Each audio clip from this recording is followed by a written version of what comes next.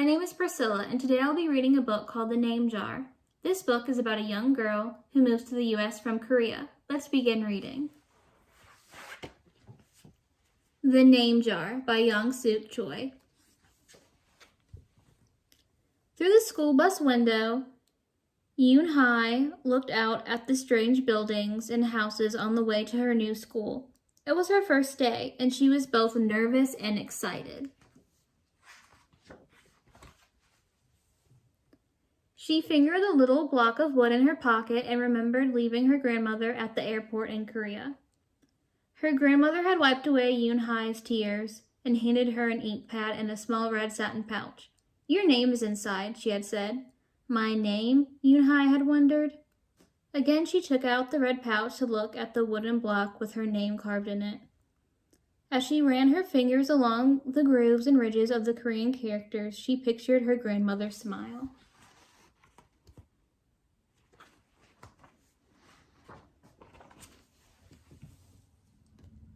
"Is that thing for show and tell?" a boy asked Yoon Hai, surprising her. Yoon Hai looked up as more kids leaned over. "No, it's mine," Yoon Hai answered, quickly putting the pouch back in her pocket. "Are you new here? What's your name?" a girl asked. "Yoon Hai," said Yoon Hai. "Oh, nay?" the girl asked, scrunching up her face. Oh, nay," some kids chanted. No, Yoon Hai corrected. "It's spelled U-N-H-E-I. It's pronounced Yoon Hai." "Oh, it's Yo Hey," the boy said, "like you hey. What about hey you?" Just then the bus pulled up to the school and the doors opened. Yoon Hai hurried to get off. "You hey, bye-bye," the kids yelled as she left. Yoon Hai felt herself blush.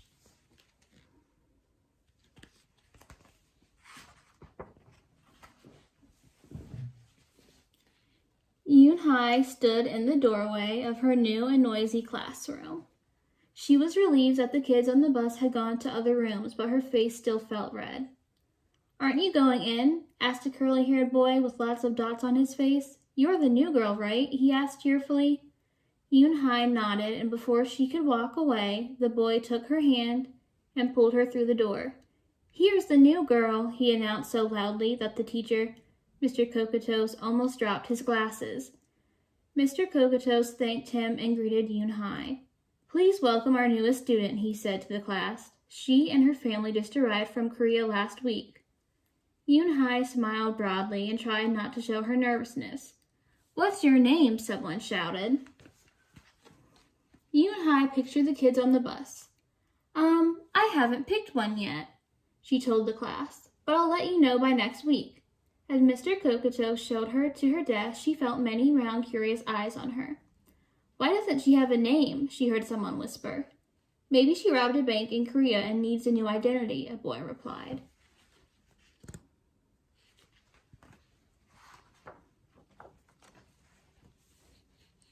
On the bus home, nobody teased her, but Yoon Hai kept thinking about her name. "How was school, Yoon Hai?" her mother asked when she walked in. "Did you understand the teacher?"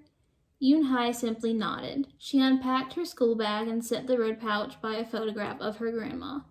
"I'm glad you are learning English well," her mother said. "You must study hard, behave nicely, and get good grades to show that you're a good Korean." "I will," replied Yoon Hai. But I think I would like my own American name," she said quickly. Her mother looked at her with surprise. "Why, Yoon Hai is a beautiful name. Your grandma and I went to a name master for it." "But it's so hard to pronounce," Yoon Hai complained. "I don't want to be different from all the American kids." "You are different, Yoon Hai," her mother said. "That's a good thing." Yoon Hai just wrinkled her nose.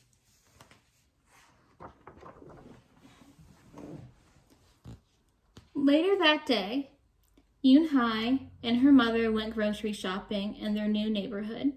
They passed Fadil's Falafel, Tony's Pizza, and Dot's Deli. A big graffiti-painted garbage truck roared like a lion as it took off down the street. Nothing sounded or looked familiar until they got to Kim's Market. The sign was in both English and Korean. Her mother picked up cabbage to make kimchi, which is a Korean-style spicy pickled cabbage, and other vegetables and meats. She also found some seaweed, Yoon-hai's favorite for soup. It made Yoon-hai smile. Just because we moved to America, her mother said, doesn't mean we stop eating Korean food.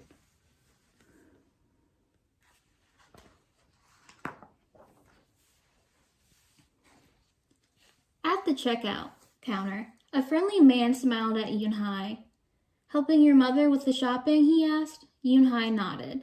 I'm Mr. Kim, he said, and what is your name? Yoon-hai, she answered. Ah, what a beautiful name, he said. Doesn't it mean grace? Yoon-hai nodded again. My mother and grandmother went to a name master for it, she told him. A graceful name for a graceful girl, Mr. Kim said, as he put their groceries into bags. Welcome to the neighborhood, Yoon-hai.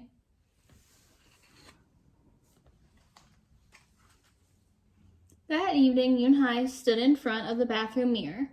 Hi, my name is Amanda, she said cheerfully. Then she wrinkled her nose. Hi, my name is Laura. Maybe not. Her smile turned down. Nothing sounded right. Nothing felt right. I don't think American kids will like me, she worried as she began to brush her teeth. Hi, my name is Susie, she said to the mirror with her mouth full of toothpaste.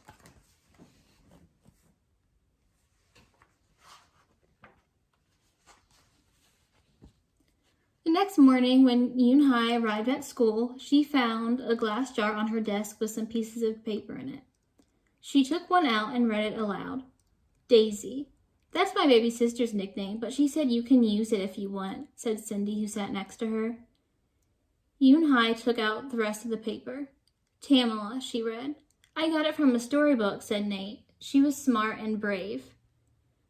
Yoon-hai nodded and unfolded another piece. Wednesday? Yeah, you came here on Wednesday, said Ralph.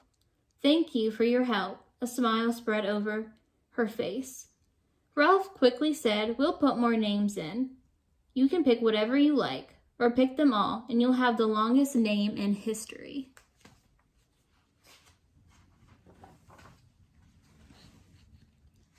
At 3 o'clock, the bell rang for the end of the school day. Yoon-hai looked out the window and saw it was sprinkling. It's the same rain, she thought, but in a different place. She watched other kids leaving in groups. Hey, a familiar voice called out to her. Yoon-hai turned around to see the curly-haired boy again. I'm Joey, he said. And you? Don't you have any name? Yoon-hai thought for a moment. Well, I can show you, she said, and took out the small red pouch. She pressed a wooden block on the ink pad and then stamped it on a piece of paper.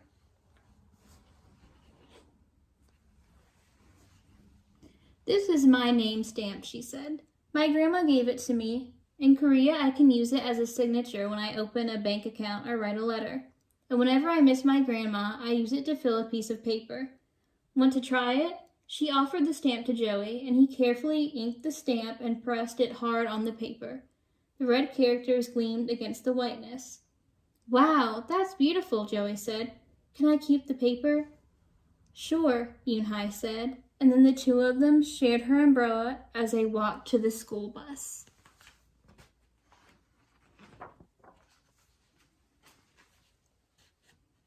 Every day the jar got fuller with more names, and Yoon-hai read them all. She found a few names she liked. Miranda, Stella, Avery. They sounded interesting. I hope you choose the name I put in, Marco told her at snack time. I put in 3 more, said Ralph. Madison, Park, and Lex. They're my favorite street names. Maybe you should close your eyes and draw a name, Rosie suggested. Ralph frowned. That's silly. What if she doesn't like the name she draws? Well, we didn't get to choose our names when we were born, did we? Rosie argued. Everyone thought about this.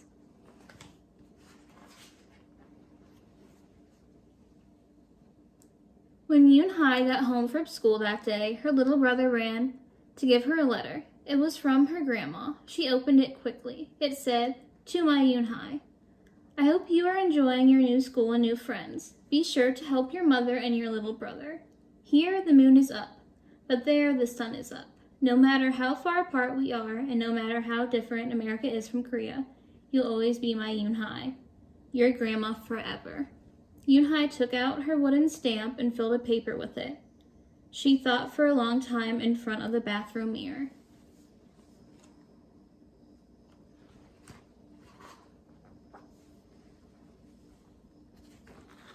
On Saturday, Yoon-hai walked to Mr. Kim's store.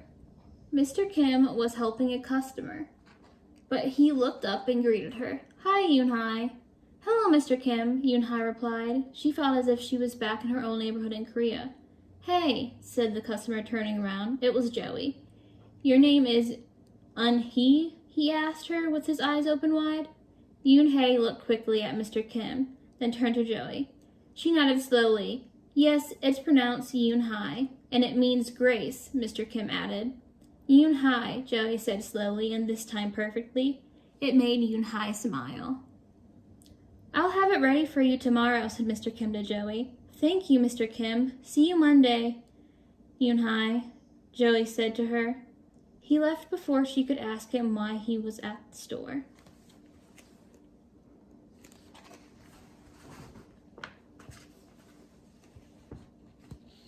On Monday, Yoon-hai came to the class early to look at the names one last time, but the jar wasn't on her desk. Instead, there was just a single piece of paper with a name on it. Yoon-hai slipped it in her pocket. "Where's your name jar?" Ralph asked as soon as he saw it was gone. "I don't know," Yoon-hai said. It wasn't on Mr. Kokotos's desk or on any other desk, and it wasn't on the counters or any of the shelves. As other kids arrived, they helped look. Soon, Mr. Kokotos came in, and Ralph shouted at him, "The name jar is gone, the jar with all the names in it." "Gone?" Mr. Kokotos replied, with a look of concern. He asked Yoon-hai, "Did you get a chance to read all the names?" Yoon-hai nodded. She took a breath. "I'm ready to introduce myself," she said.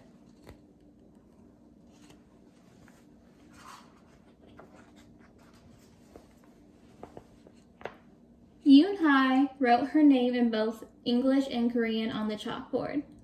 "I liked the beautiful names and funny names you thought of for me," she told the class, "but I realized that I liked my name best, so I chose it again." Korean names mean something. Yoon-hai means grace. "Grace? Grace In-hai?" shouted Ralph. Everyone tried to say it. In-hai, Yoon-yi, Yoon-hae. Yoon-hai said her name again slowly and clearly. Soon the kids began to say it better, even Mr. Kokotos. They applauded Yoon-hai's choice. "I was named after a flower," Rosie whispered to Yoon-hai. "Lots of American names have meanings too," Mr. Kokotos reminded everyone. When the class was dismissed, Yoon-hai heard her new friend say goodbye. "Bye, Yoon-hai. See you tomorrow." "Goodbye, Yoon-hai." Yoon-hai said goodbye and then looked around for Joey, but he was already gone.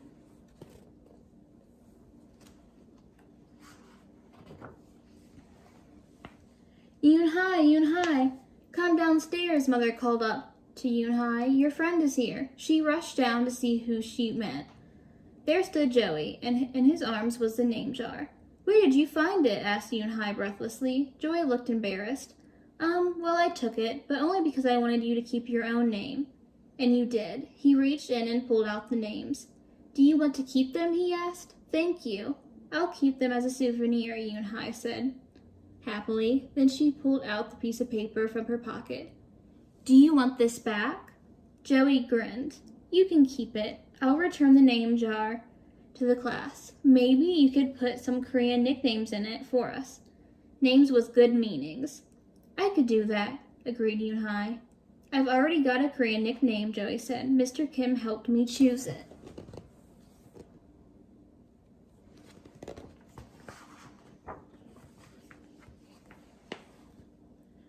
Carefully, he pulled a small silver felt pouch from his pocket. Then he took out a dark wooden stamp with beautiful Korean characters carved sharply into it. He pressed it on the ink pad and then on the piece of paper next to her name. "Chingu," read Yoon-hai. "That means friend." And Chingu smiled back. The end. If you could choose your own name, what would you pick and why? I hope you enjoyed reading the story with me. Until next time, goodbye.